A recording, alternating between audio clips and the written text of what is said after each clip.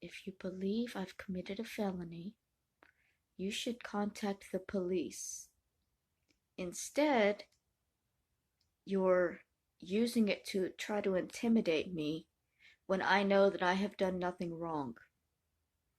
Reporting threats of rape to the police is not a crime, and I did not make up those threats. I didn't post those threats myself. I'm not the one that took my address and posted it to multiple forums requesting that men come and violate me as I scream no. None of you have any idea how scary that is. I do. I lived on those streets for 4 or 5 years. I think I got to LA in 2017? I didn't have housing until this year. There were a lot of nights that I slept on a park bench and a man would touch me. A lot of nights where I would wake up to somebody trying to come into my tent. Where I would wake up and one night a man had burned a hole in my tent and was touching me from outside of it.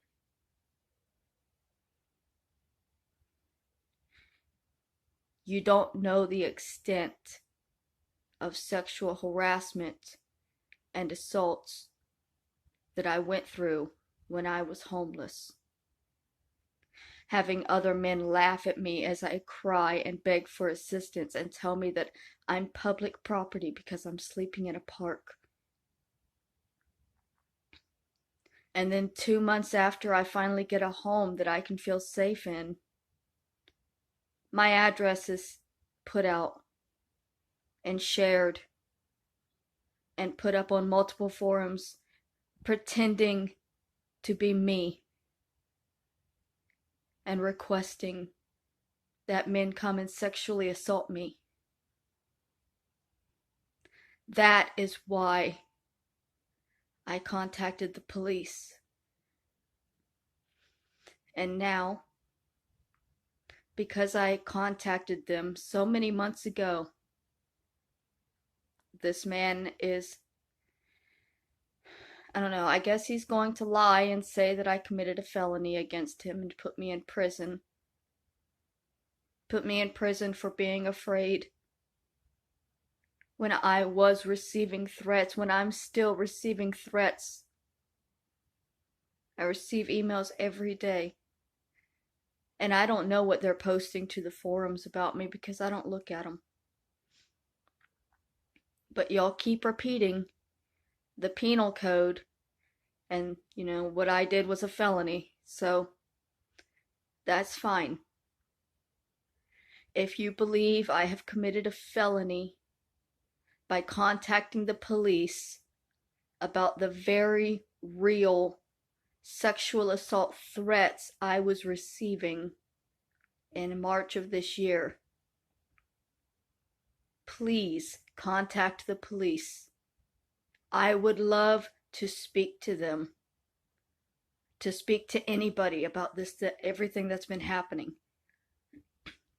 And Adonis Paul likes to say, well, it's not his fault what the viewers do. It's not his fault. He can't control his viewers. And while that is somewhat true, he also brags.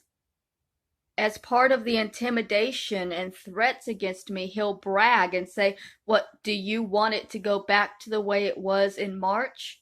Because I can make it go back to the way it was in March. Meaning that he can control, at least somewhat, of what his rabid cyberbullying fans do.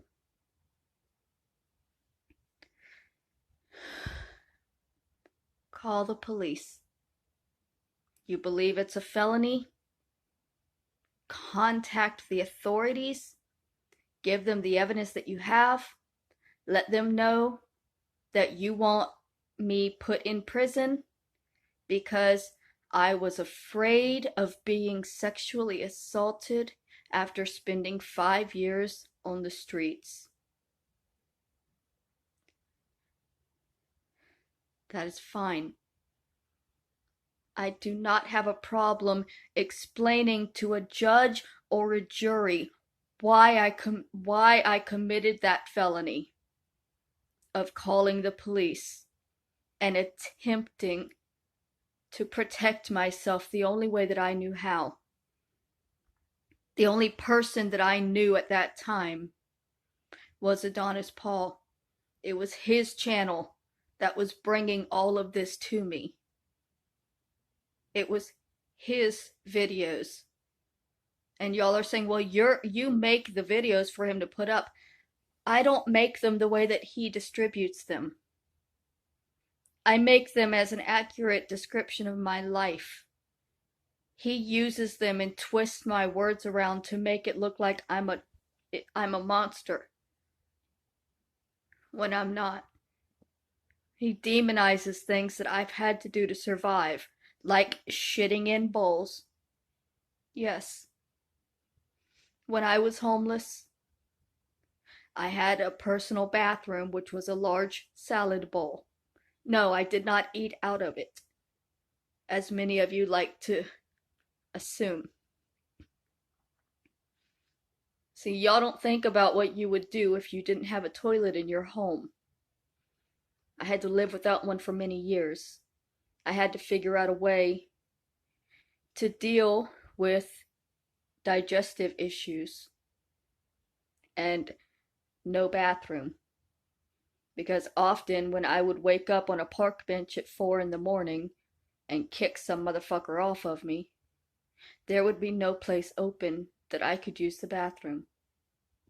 After I moved into my truck, I was able to put up sheets and things over the windows for privacy.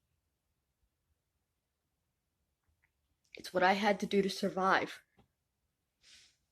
Human beings have to shit. Like, I don't mean, I know that makes me laugh and it shouldn't because it's just like human nature, but literally all living things have to eat, breathe, and shit and sleep. And I'm constantly judged and assaulted for these things. When I was homeless, I couldn't do hardly any of those things normally. Like, with the eating, see, because for years I thought that I had problem with gluten intolerance. I now think that it's actually my gallbladder and that I'm having trouble with oils and greases because, like, if I cook breakfast and I make like sausage and bacon, my stomach will get fucked up. But if I cook a breakfast of like eggs and toast, fine. So I'm pretty sure now that it's my gallbladder, but it was hard for me to distinguish because a lot of the things that I ate that had gluten were also very greasy, like hamburgers and grilled fried, well, fried anything. I come from the South. We fry everything. Okay. I actually had a little book I picked up at the thrift store for my grandmother. She thought was hilarious. It's Help, I'm Southern and I Can't Stop Eating. Sidetracked. Sorry. Sidetracked so far I forgot what I was talking about. God damn it. I'm pretty sure I have ADHD. I really need to make an appointment to talk to a doctor to get diagnosed with it. Maybe they can help me out in prison when I get sent in for the felony. Oh, I remember what I was talking about now, how everything when I was homeless was more difficult. Sleeping was more difficult because I had to first find some place where nobody would ask me to move along, and then at least halfway through the night, somebody would be bothering me, either touching me or waking me up for some reason, trying to come into my tent, trying to take my things. And then people would tell me to just like get a job so I could get a place to stay, but then I would work somewhat. I would do TV show audience work. And every day that I left to go work, I would be gone for about 8 hours a day. You know, we did full shows. And so I would risk losing everything I owned because I couldn't take everything I owned to the show with me. I couldn't take anything. Sometimes we weren't even allowed to take our cell phones.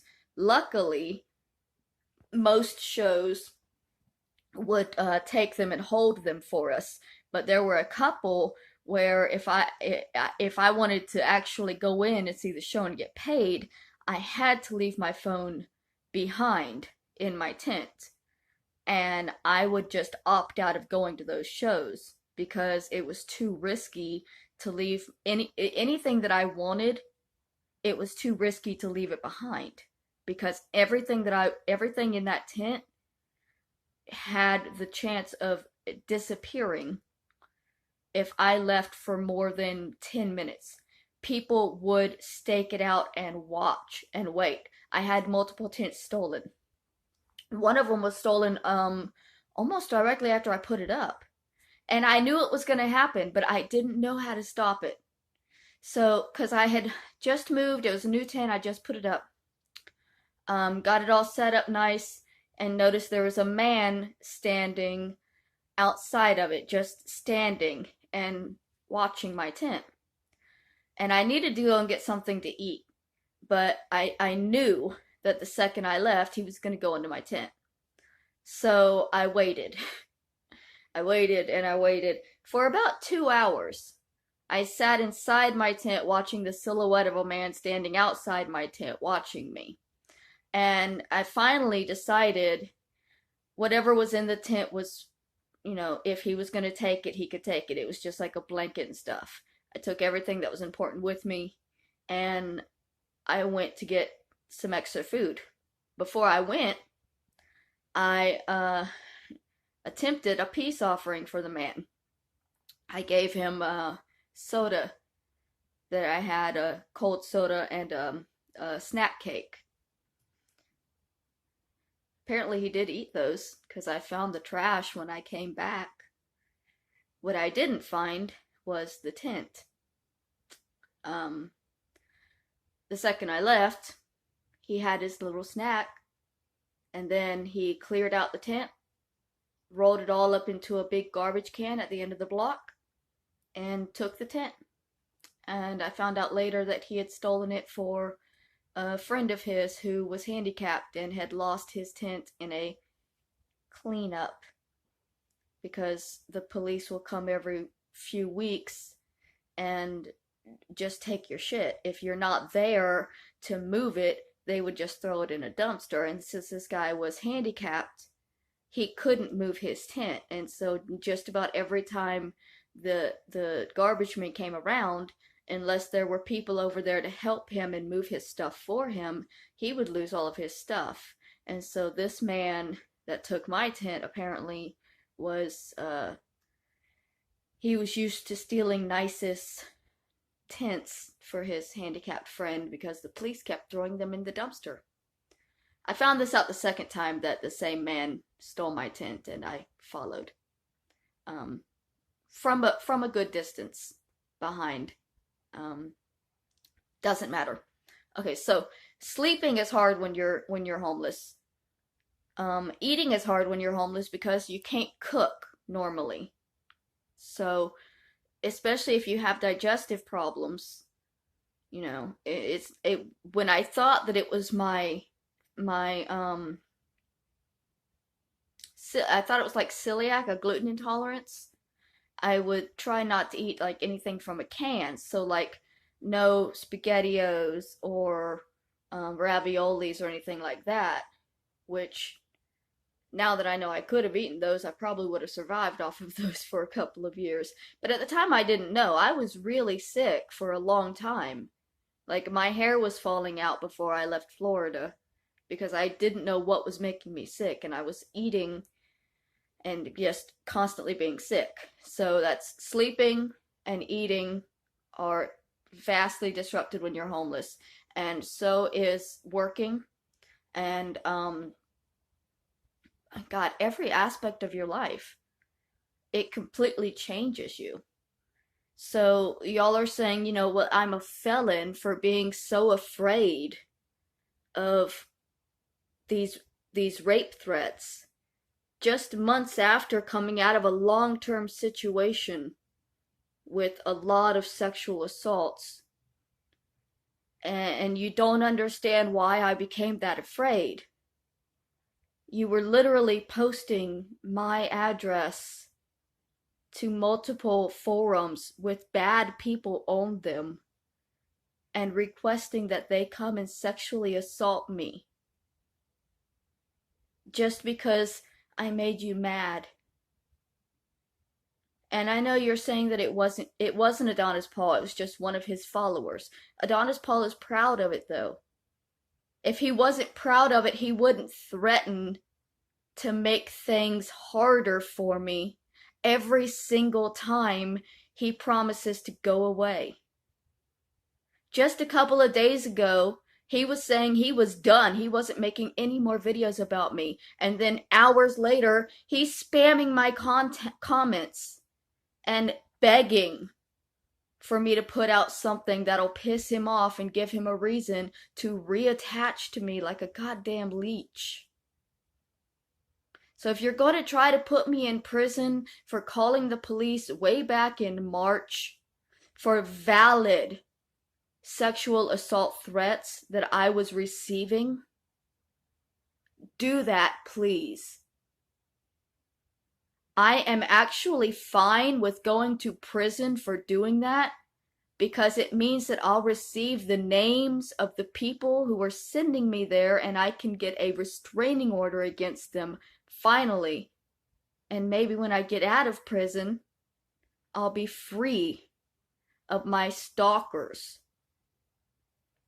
of these people that are never going to let me be if they legally don't have to. That's what y'all don't understand too. You think I'm wanting to get his name and address so that I can dox him, so that I can tell everybody who he is and send people to his house. I don't plan on giving anybody that information. I'm trying to obtain it so that I can get a restraining order against him.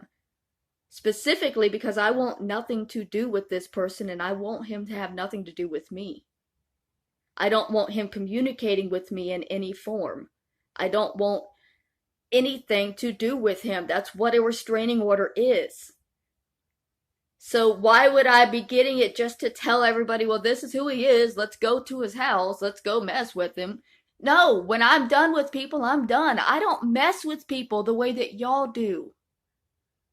Y'all, when you get mad, you look for somebody's doxing information so that you can destroy their lives, even if that person has no life. I don't do that.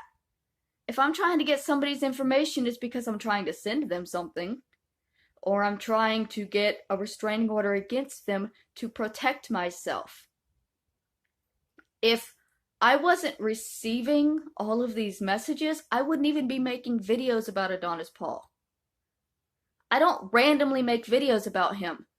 They correspond with the threats, the harassment that are happening in my comments. Surprisingly, when he makes a 2-hour-long live stream telling me to kill myself, and his fans come to my comments and spam my comments and my emails to let me know that they're talking about me again. But then if I make a video about the fact that they're doing this, I deserve eternal punishment. It's not logical, and it's not a game that I'm ever going to win. These people are obsessive. They are stalking me. They have admitted to having people here in LA that are taking pictures and videos of me and sending them in. Some are being paid to take my mail. I only just found out recently about that. I know they were taking my mail. I didn't know that they were being paid to do it. And now apparently I'm going to go to prison for fighting back against some of it. Months ago. You know, they couldn't put me in prison for the panhandling like they tried. So now they're going to do it for filing false police reports that I did not believe was false when I filed it. Because when I filed that report, I was afraid. And I very much believed the threats that I was receiving, especially since it contained my address and was being put out for anybody to see. And that's all I have to say about it. I want to get a restraining order against this man. He wants to put me in prison. If he succeeds in putting me in prison, I will be able to succeed in getting the restraining order. So I am begging you to go ahead and do whatever it is that you feel you need to do